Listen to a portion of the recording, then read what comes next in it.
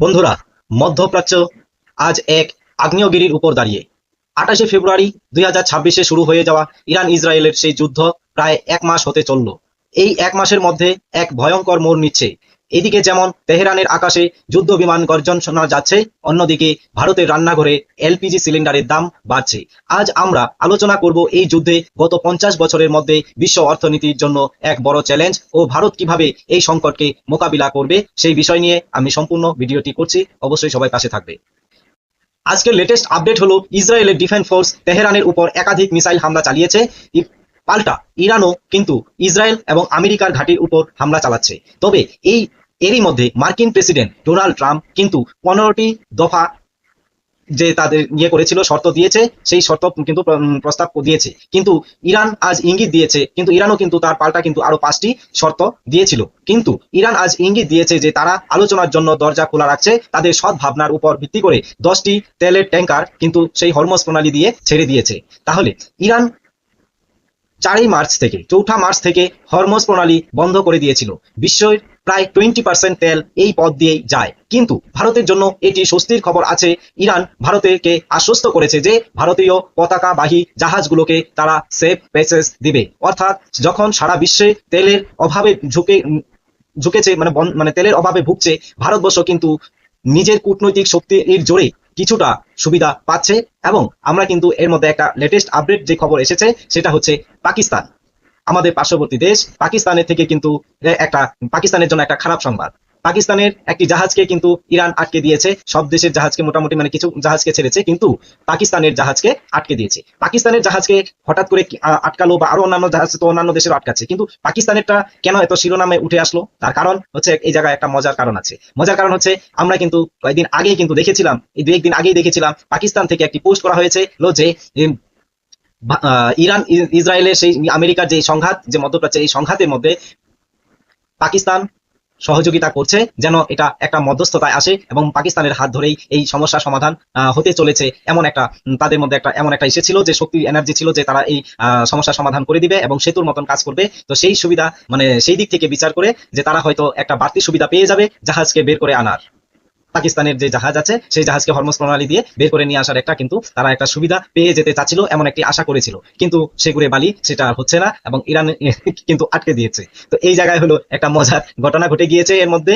আর আরেকটা, ভারতে তো এই দিক দিয়ে সুবিধা তো আছে যে জাহাজ আসছে, কিন্তু এই সুবিধা থাকলেও কিন্তু বিপদ কম নয়। ভারতে অপরিশোধিত তেলের দাম কিন্তু $100 উপরে উঠে যাচ্ছে, আবার কখনো নিচে নামছে, কিন্তু বেশিরভাগ এখন বর্তমানে $100 উপরে চলছে। কিন্তু বাজারে এলপিজি সিলিন্ডারের দাম ভারতের 1 লাফে কিন্তু 60 টাকা বেড়ে গিয়েছে।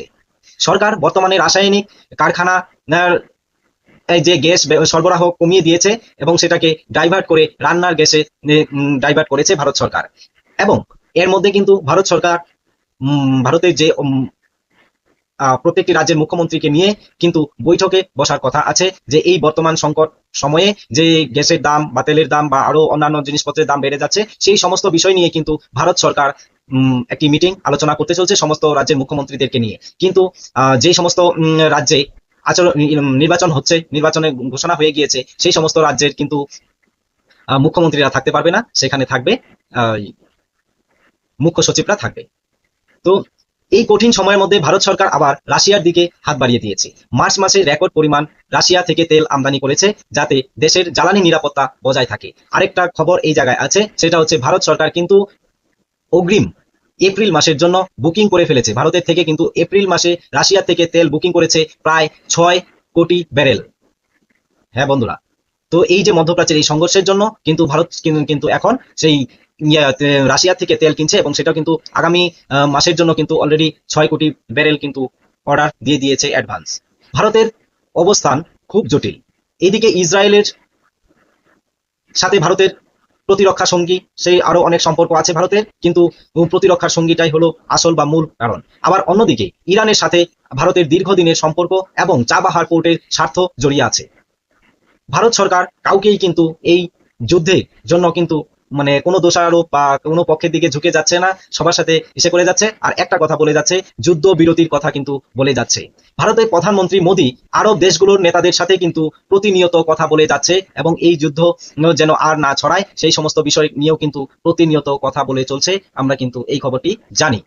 মধ্যপ্রাচ্যের মধ্যে প্রায় ভারতীয়রা কাজ করে বা ওখানে থাকে 1 কোটি, প্রায় 1 কোটি ভারতীয় ওখানে কাজ করেন। কুয়েত এবং বাহরাইনে ভারত আকাশপথ বন্ধ থাকায় ভারত সৌদি আরব এবং জর্ডান হয়ে ভারতীয়দের ফিরিয়ে আনছে, এটা অন্য রুট দিয়ে ফিরিয়ে আনছে। ইতিমধ্যে ইরান থেকে প্রায় 1,000-এরও বেশি ভারতীয় ছাত্র ও নাগরিককে উদ্ধার করেছে এবং সরকার এই তৎপরতা সত্যি প্রশংসনীয়। ভারত সরকার যে কাজটি করেছে সেটা সত্যি। এই যুদ্ধের মধ্যে এত ইরান ইসরায়েল আমেরিকা ইসরায়েল প্রতিনিয়ত কিন্তু বোম্বিং করে যাচ্ছে। তো এই সময়ের মধ্যেও যে সেখান থেকে ইরান থেকে ভারতীয়দের প্রায় 1,000-এর উপরে ভারতীয়দের ছাত্র এবং নাগরিককে উদ্ধার করেছে, এই বিষয়টা কিন্তু সত্যি একটি প্রশংসনীয় আছে ভারত সরকারের। ইরান ইসরায়েল যুদ্ধ কেবল মধ্যপ্রাচ্যের যুদ্ধ নয়, এটি তৃতীয় বিশ্বযুদ্ধের সংকেত দিচ্ছে, যা কিনা তা সব সময় মানে তৃতীয় বিশ্ব সংকেত দিচ্ছে কিনা তা কিন্তু সময় বলবে, এখন দেখা যাক। তবে ভারত যেভাবে সংকটের সময় নিজেকে সামনে রেখেছে তা বিশ্বর কাছে কিন্তু একটি উদাহরণ হয়ে রইল, যে ভারত সরকার এমন ভাবে এই এত যুদ্ধ চলার মধ্যে দিয়েও অন্য হরমুজ প্রণালী দিয়ে কোনো জাহাজ কোনো কিছু যেতে পারছে না, অন্যান্য সব দেশে বন্ধ করে আছে, যেতে দিচ্ছে না, সেই জায়গা দিয়েও কিন্তু ভারত তার নিজের জাহাজগুলোকে বের করে আনতে পারছে। সেটা কিন্তু মানে সত্যিই একটি প্রশংসনীয় এবং বিশ্বের কাছে কিন্তু এই ভারতের এই প্রশংসার একটা কিন্তু উদাহরণ হয়ে রইল। আপনাদের মনে কি হয়, ভারত কি পারবে এই নিরপেক্ষতা বজায় রাখতে? এবং এই অবশ্যই কমেন্টে জানাবেন। ভিডিওটি যদি ভালো লাগে অবশ্যই লাইক কমেন্ট শেয়ার করে পাশে থাকবেন। আপনাদের ভালোবাসা পেয়ে আগামী দিনে এগিয়ে যেতে চাই। জয় হিন্দ।